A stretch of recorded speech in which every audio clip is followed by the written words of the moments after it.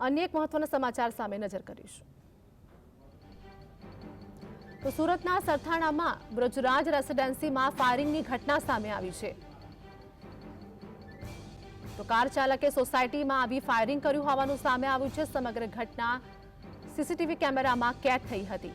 સોસાયટીમાં બેસેલા લોકો સાથે વાતચીત બાદ કાર ચાલકે ફાયરિંગ કર્યું હતું, જેમાં ઘટનાની જાણ થતાં જ સરથાણા પોલીસે તપાસ હાથ ધરી છે।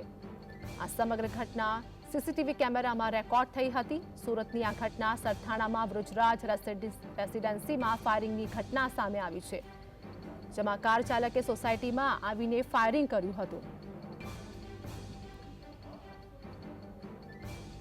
તો સોસાયટીમાં બેસેલા લોકો સાથે વાતચીત બાદ કાર ચાલકે ફાયરિંગ કર્યું હતું।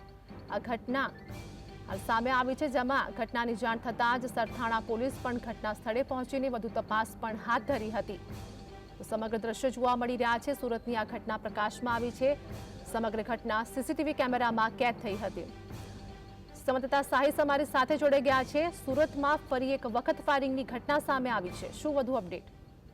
બિલકુલ, સુરત શહેરમાં કાયદો અને વ્યવસ્થાની સ્થિતિ કથળી રહી હોય તેવા એક પછી એક બનાવો જે છે તે સુરત શહેરમાંથી સામે આવી રહ્યા છે। ત્યારે સરથાણા વિસ્તારમાંથી ફરીથી એક ફાયરિંગની ઘટના જે છે તે હાલ સામે આવી છે। બ્રજરાજ સોસાયટીની અંદર એક કાર આવી રહી છે અને કાર આવ્યા બાદ ડ્રાઇવિંગ સીટની બાજુની સીટમાંથી એક રાઉન્ડ ફાયરિંગ કરવામાં આવી રહી છે। સમગ્ર ઘટના સીસીટીવી કેમેરામાં કેદ થઈ છે। કાર ચાલક સોસાયટીમાં આવી રોક જાળવા માટે ફાયરિંગ કરવા હોવાનું હાલ સૂત્રો થકી માહિતી મળી રહી છે। પ્રથમ કાર લઈને સોસાયટીમાં ગયા બાદ રિવર્સ લીધી હતી અને બહાર બેસેલા લોકો સાથે વાતચીત કર્યા બાદ ફાયરિંગ કરવામાં આવી હતી। ફાયરિંગ કરતા સ્થાનિકોમાં ભયનો માહોલ જોવા મળ્યો હતો।